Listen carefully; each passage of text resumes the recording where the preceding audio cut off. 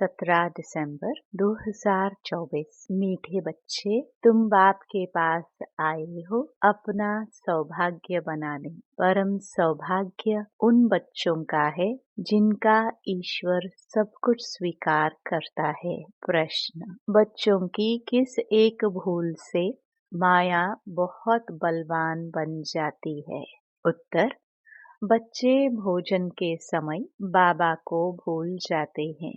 बाबा को न खिलाने से माया भोजन खा जाती, जिससे वह बलवान बन जाती है। फिर बच्चों को ही हैरान करती है। यह छोटी सी भूल माया से हार खिला देती है। इसलिए बाप की आज्ञा है, बच्चे याद में खाओ। पक्का प्रण करो तुम ही से खाऊं। जब याद करेंगे तब वह राजी होगा।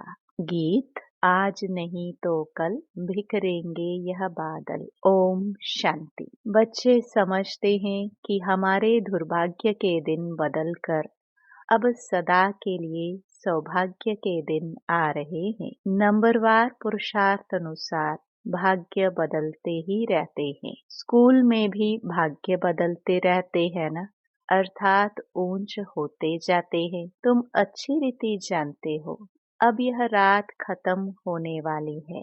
अब भाग्य बदल रहा है। ज्ञान की वर्षा होती रहती है। सेंसिबल बच्चे समझते हैं, बरोबर दुर्भाग्य से हम सौभाग्यशाली बन रहे हैं, अर्थात स्वर्ग के मालिक बन रहे हैं। नंबरवार पुरुषार्थ अनुसार हम अपना दुर्भाग्य से सौभाग्य बना रहे हैं। अब रात से दिन हो रहा है। यह तुम बच्चों बिगर कोई को पता नहीं है। बाबा गुप्त है तो उनकी बातें भी गुप्त हैं। भल मनुष्यों ने बैठकर सहज राजयोग और सहज ज्ञान की बातें शास्त्रों में लिखी हैं, परंतु जिन्होंने लिखा वह तो मर गए। बाकी जो पढ़ते हैं वह कुछ समझ नहीं सकते हैं, क्योंकि बेसमझ है। कितना फर्क है। तुम भी नंबरवार पुरुषार्थ अनुसार समझते हो। सभी एक रस पुरुषार्थ नहीं करते हैं। दुर्भाग्य किसको, सौभाग्य किसको कहा जाता है, यह सिर्फ तुम ब्राह्मण ही जानते हो। और तो सभी घोर अंधियारे में हैं। उनको जगाना है समझाकर। सौभाग्यशाली कहा जाता है सूर्यवंशियों को। 16 कला संपूर्ण वही है। हम बाप से स्वर्ग के लिए सौभाग्य बना रहे हैं। जो बाप स्वर्ग रचने वाला है, अंग्रेजी जानने वालों को भी तुम समझा सकते हो। हम हेवनली गॉड फादर द्वारा हेवन का सौभाग्य बना रहे हैं। हेवन में है सुख, हेल में है दुख। गोल्डन एज माना सतयुग सुख, आयरन एज माना कलयुग दुख। बिल्कुल सहज बात है। हम अभी पुरुषार्थ कर रहे हैं। अंग्रेज, क्रिश्चियन आदि बहुत आएंगे। बोलो, हम अब सिर्फ एक ही हेवनली गॉड फादर को याद करते हैं, क्योंकि मौत सामने खड़ा है। बाप कहते हैं तुमको मेरे पास आना है। जैसे तीर्थों पर जाते हैं ना, बौद्धियों का अपना तीर्थ स्थान है, क्रिश्चियन का अपना। हर एक की रस्म रिवाज अपनी होती है। हमारी है बुद्धि योग की बात। जहाँ से पाठ बजाने आए हैं वहाँ फिर जाना है। वह है हेवन स्थापन करने वाला गॉड फादर। उसने हमको बताया है। हम आपको भी सच्चा पथ रास्ता बतलाते हैं। बाप गॉड फादर को याद करो तो अंतमति सोगति हो जाएगी। जब कोई बीमार पड़ते हैं तो उनको सभी जाकर सावधान करते हैं कि राम कहो। बंगाल में जब कोई मरने पर होता है तो गंगा पर ले जाते हैं, फिर कहते हैं हरि बोल, तो हरि के पास चले जाएंगे। परंतु कोई जाता नहीं है। सतयुग में तो कहेंगे नहीं कि राम राम कहो या हरि बोल कहो। द्वापर से फिर यह भक्ति मार्ग शुरू होता है। ऐसे नहीं सतयुग में कोई भगवान या गुरु को याद किया जाता है। वहाँ तो सिर्फ अपनी आत्मा को याद किया जाता है। हम आत्मा एक शरीर छोड़ दूसरा लेगी, अपनी बादशाही याद पड़ती है। समझते हैं हम बादशाही में जाकर जन्म लेंगे। यह अब पक्का निश्चय है। बादशाही तो मिलनी ही है ना। बाकी किसको याद करेंगे अथवा दान पुण्य करेंगे। वहाँ कोई गरीब होता ही नहीं जिसको बैठ दान पुण्य करे। भक्ति मार्ग की रस्म रिवाज अलग, ज्ञान मार्ग की रस्म रिवाज अलग है। अभी बाप को सब कुछ दे 21 जन्म का वर्षा ले लिया, बस फिर दान पुण्य करने की दरकार नहीं। ईश्वर बाप को हम सब कुछ दे देते हैं। ईश्वर ही स्वीकार करते हैं। स्वीकार न करे तो फिर देवे कैसे। न स्वीकार करे तो वह भी दुर्भाग्य। स्वीकार करना पड़ता है ताकि उनका ममत्व मिटे। यह भी राज तुम बच्चे जानते हो। जब जरूरत ही नहीं होगी तो स्वीकार क्या करेंगे। यहाँ तो कुछ इकट्ठा नहीं करना है, यहाँ से तो ममत्व मिटा देना पड़ता है। बाबा ने समझाया है, बाहर कहाँ जाते हो तो अपने को बहुत हल्का समझो। हम बाप के बच्चे हैं। हम आत्मा रॉकेट से भी तीखी है। ऐसे देही अभिमानी हो, पैदल करेंगे तो कभी थकेंगे नहीं। देह का भान नहीं आएगा, जैसे कि यह टांगे चलती नहीं। हम उड़ते जा रहे हैं। देही अभिमानी हो तुम कहाँ भी जाओ। आगे तो मनुष्य तीर्थ आदि पर पैदल ही जाते थे। उस समय मनुष्यों की बुद्धि तमो प्रधान नहीं थी। बहुत श्रद्धा से जाते थे, थकते नहीं थे। बाबा को याद करने से मदद तो मिलेगी ना। भल वह पत्थर की मूर्ति है, परंतु बाबा उस समय अल्पकाल के लिए मनोकामना पूरी कर देते हैं। उस समय रजो प्रधान याद थी तो उससे भी बल मिलता था, थकावट नहीं होती थी। अभी तो बड़े आदमी झट थक जाते हैं। गरीब लोग बहुत तीर्थों पर जाते हैं। साहूकार लोग बड़े भपके से घोड़े आदि पर जाएंगे। वह गरीब तो पैदल चले जाएंगे। भावना का भाड़ा जितना गरीबों को मिलता है उतना साहूकारों को नहीं मिलता। इस समय भी तुम जानते हो बाबा गरीब निवाज है, फिर मूंझते क्यों हो, भूल क्यों जाते हो। बाबा कहते हैं तुमको कोई तकलीफ नहीं करनी है, सिर्फ एक साजन को याद करना है। तुम सभी सजनिया हो तो साजन को याद करना पड़े। उस साजन को भोग लगाने के बिना खाने में लज्जा नहीं आती। वह साजन भी है, बाप भी है। कहते हैं मुझे तुम नहीं खिलाएंगे, तुमको तो हमें खिलाना चाहिए ना। देखो बाबा युक्तियाँ बतलाते हैं। तुम बाप अथवा साजन मानते हो ना, जो खिलाता है पहले तो उनको खिलाना चाहिए। बाबा कहते हमको भोग लगाकर हमारी याद में खाओ, इसमें बड़ी मेहनत है।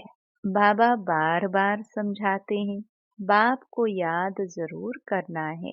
बाप खुद भी बार बार पुरुषार्थ करते रहते हैं। तुम कुमारियों के लिए तो बहुत सहज है, तुम सीढ़ी चढ़ी ही नहीं हो। कन्या की तो साजन के साथ सगाई होती ही है, तो ऐसे साजन को याद कर भोजन खाना चाहिए।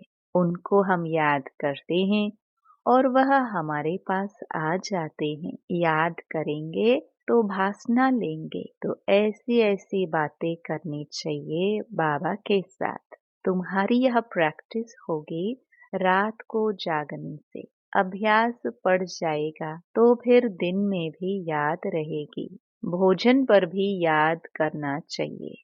साजन के साथ तुम्हारी सगाई हुई है, तुम ही से खाऊं यह पक्का प्रण करना है। जब याद करेंगे तभी तो वह खाएंगे ना। उनको तो भासना ही मिलनी है, क्योंकि उनको अपना शरीर तो नहीं है। कुमारियों के लिए तो बहुत सहज है। इनको जास्ती फैसिलिटीज सहूलियतें हैं। शिव बाबा हमारा सलोना साजन कितना मीठा है। आधा कल्प हमने आपको याद किया है, अभी आप आकर मिले हो। हम जो खाते हैं आप भी खाओ। ऐसे नहीं, एक बार याद किया बस फिर तुम खुद खाते जाओ। उनको खिलाना भूल जाओ। उनको भूलने से उनको मिलेगा नहीं। चीजें तो बहुत खाते हो, खिचड़ी खाएंगे, आम खाएंगे, मिठाई खाएंगे, ऐसे थोड़े शुरू से याद किया। खलास, फिर और चीज वह कैसे खाएंगे? साजन नहीं खाएंगे तो माया बीच में खा जाएगी, उनको खाने नहीं देगी। हम देखते हैं माया खा जाती है तो वह बलवान बन जाती है और तुमको हराती रहती है। बाबा युक्तियाँ सब बतलाते हैं।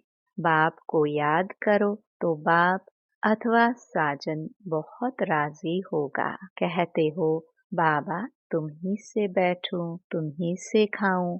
हम आपको याद कर खाते हैं, ज्ञान से जानते हैं। आप तो भासना ही लेंगे, यह तो लोन का शरीर है। याद करने से वह आते हैं। सारा मदार तुम्हारी याद पर है। इसको योग कहा जाता है। योग में मेहनत है। सन्यासी उदासी ऐसे कभी नहीं कहेंगे। तुमको अगर पुरुषार्थ करना है तो बाबा की श्रीमत को नोट करो, पूरा पुरुषार्थ करो। बाबा अपना अनुभव बतलाते हैं, कहते हैं जैसे कर्म मैं करता हूँ तुम भी करो, वही कर्म मैं तुमको सिखलाता हूँ। बाबा को तो कर्म नहीं करना है।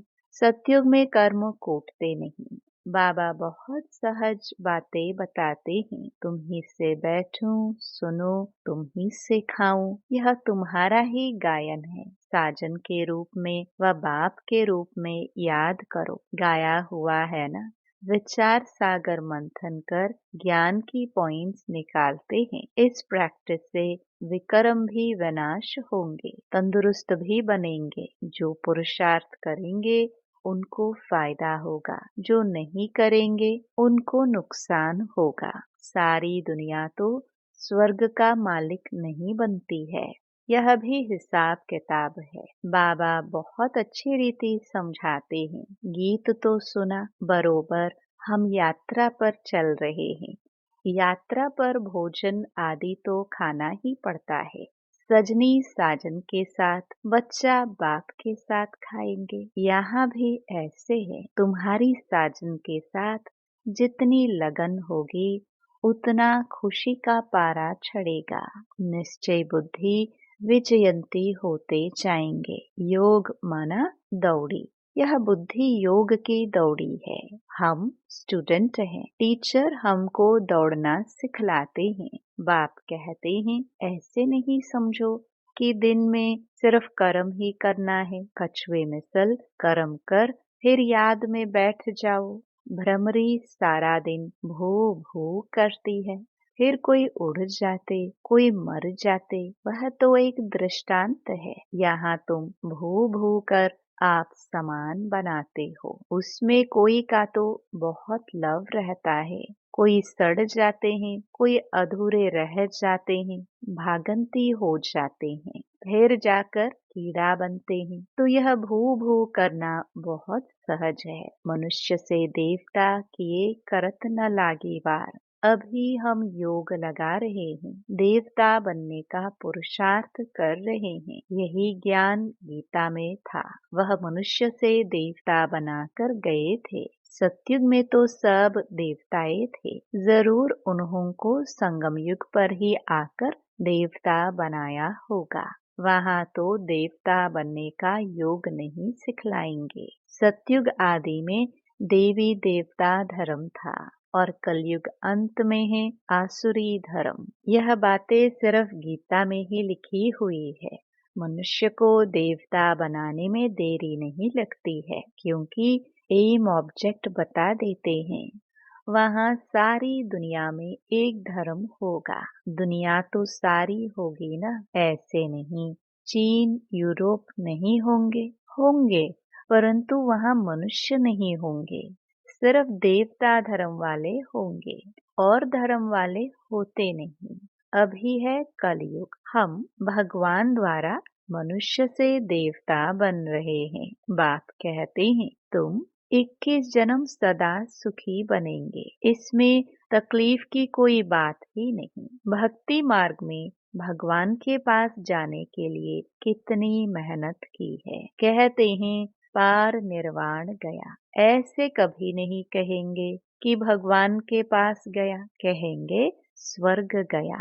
एक के जाने से तो स्वर्ग नहीं बनेगा, सबको जाना है। गीता में लिखा हुआ है भगवान कालों का काल है, मच्छरों सदृश सभी को वापस ले जाते हैं।